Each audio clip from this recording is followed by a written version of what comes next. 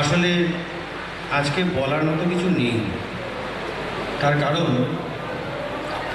এই অনুষ্ঠানের পরে আমি কেন মাইক ধরেছি আমি জানি না, ধরে কোনো লাভ আছে বলেও মনে হয় না। আমাকে 5-6 মাস আগে থেকে এরা যারা অর্গানাইজার আমার পেছনে পড়েছিল যে স্যার এবারে হলে প্রোগ্রাম করতে হবে। আগেরবার বলেছিলেন, আগেরবারের আমার পড়ার ঘরে বাথরুমের পাশে যা প্রোগ্রাম করেছিল আমি এদের বলেছিলাম যে পরের বার আমি তোদের হলের ব্যবস্থা করে দেবো। এবার বাঙালি যেরকম কথা দেয় আমিও দিয়েছিলাম, এরা যে সেটা মনে রাখবে বুঝতে পারিনি। তো মনে রেখেছে এবং 5-6 মাস ধরে আমার পেছনে পড়ে আছে। তারপরে হল টল ভাড়া করে একেবারে এসে বললো স্যার ভাড়া করে দিয়েছি, আর কিছু করার নেই, করতেই হবে। আমি বললাম কর। তখন বললো আপনার একটা ছবি লাগবে। আমি কেন বাবা? বললো বড় ফ্লেক্স করবো। আমি বললাম দেখো এটা তো আমার জন্মদিন নয়, এটা সর্বপল্লী রাধাকৃষ্ণনের জন্মদিন, কাজে আমার ছবি দিয়ে কোনো কাজ নেই। এবং মোটামুটি হুমকি দিয়ে ছবি বন্ধ করেছে। আমি যতটুকু জানি, যতটুকু খবর রেখেছি, 1.5 মাস ধরে এরা যা পরিশ্রম করে যাচ্ছে, যারা স্টেজে প্রোগ্রাম করছে, যারা দর্শক আসনে বসে আছে, যারা ভলান্টিয়ার্স, কী ধরনের পরিশ্রম এরা করছে আমি জানি। এবং মাঝে মাঝে আমাকে এসে শুধু বলছে যে স্যার এত দূর এগিয়েছে। তো যাই হোক, এরা যে প্রোগ্রাম করছে আমি এতটুকু অবাক হইনি।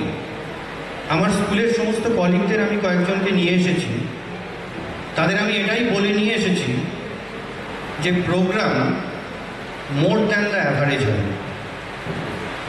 কারণ অ্যাকচুয়ালি আমি খুব একটা তেল মারা বা খাওয়া কোনোটাই পছন্দ করি না, কিন্তু এটা একদম হৃদয়ের ভিতর থেকে বলছি, I am very proud of my students. আমি আগেও বলেছি, এখনও বলছি, কালচারালি এত অ্যাকমপ্লিশড স্টুডেন্টস কজন টিচারের ভাগ্যে জোটে আমি জানি না। যারা শুধু প্রোগ্রাম করছে নয়, আমি যাদের যা বলেছিলাম, যাদের আমি চ্যানেলে ডিউটি দিয়েছিলাম, তারা এখনও দেখছি সেই চ্যানেলেই দাঁড়িয়ে আছে, বসেনি পর্যন্ত। যাদের খাবারের ডিউটি, তারা খাবার থেকে এক বিন্দু নড়েনি। আমি জানি না আমার সেই ক্ষমতা আছে কি না এদের অ্যাট্রাক্ট করার, যেটা কিনা আমার এক ভূতপূর্ব ছাত্র সে বলে গেল। কিন্তু এটা আমি বলতে পারি, আমি কোনো শিক্ষক নই, আমি শিক্ষক হতে চাই না। সর্বপল্লী রাধাকৃষ্ণন, যিনি 1888 সালে আজকের দিনে জন্মগ্রহণ করেছিলেন, তিনি ছিলেন কম্পারেটিভ রিলিজিয়ান এবং ফিলসফির স্কলার একজন, এবং তাকে স্মরণ করে আজকে শিক্ষক দিবস।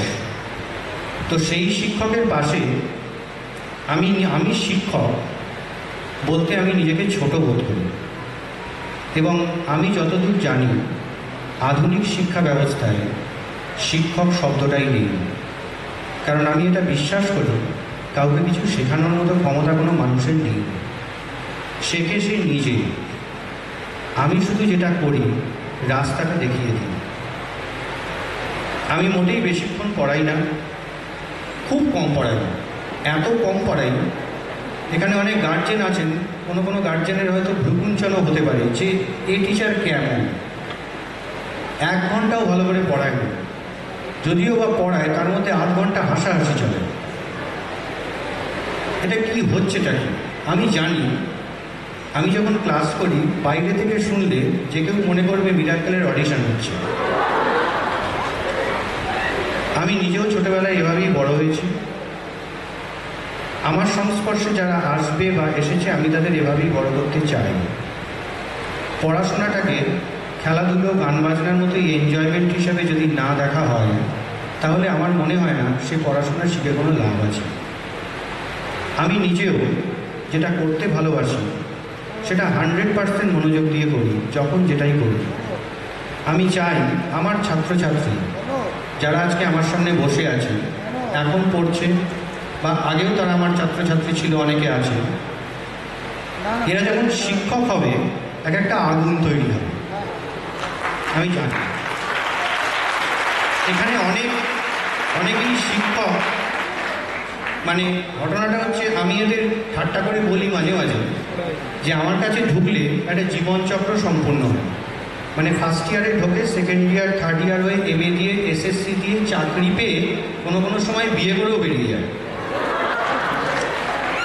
তো যখন এটা হয়, এখানে অনেক শিক্ষক শিক্ষিকা আমার ছাত্রছাত্রীও আছেন, তারা নিজেদের স্কুলের প্রোগ্রাম কেউ ফেলে কেউ আর্ধেক করে এখানে চলে এসছে।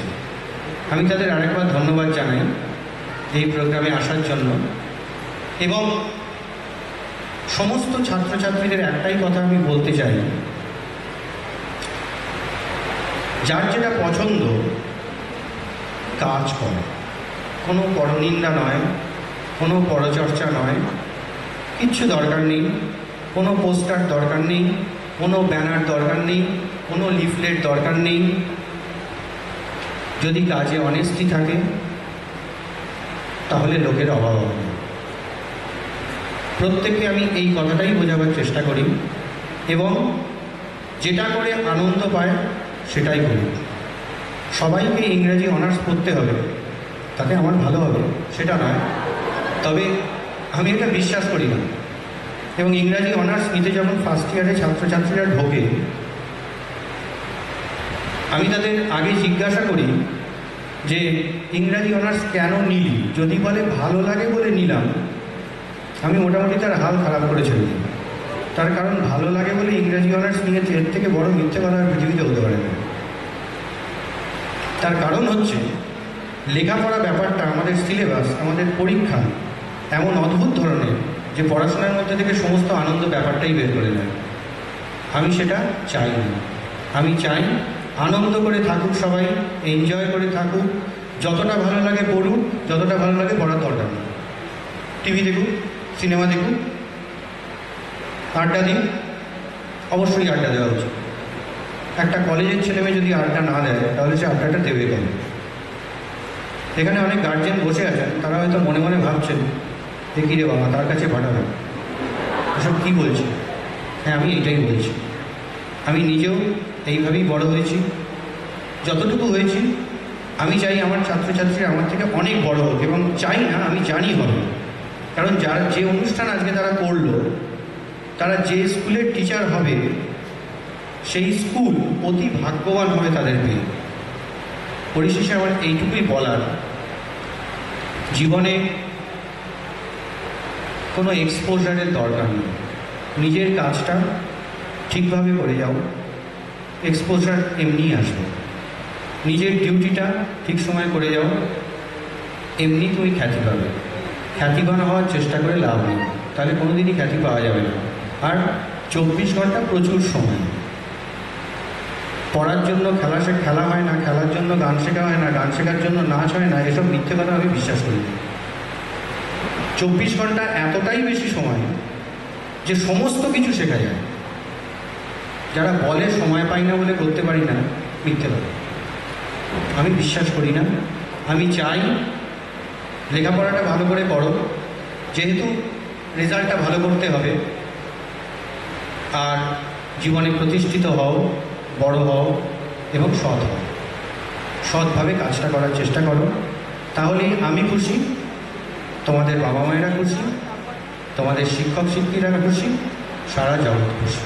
যদি এইটা করতে পারো তাহলেই আজকের দিনের গুরুত্ব, না হলে এদিনের কোনো গুরুত্ব নেই। নমস্কার।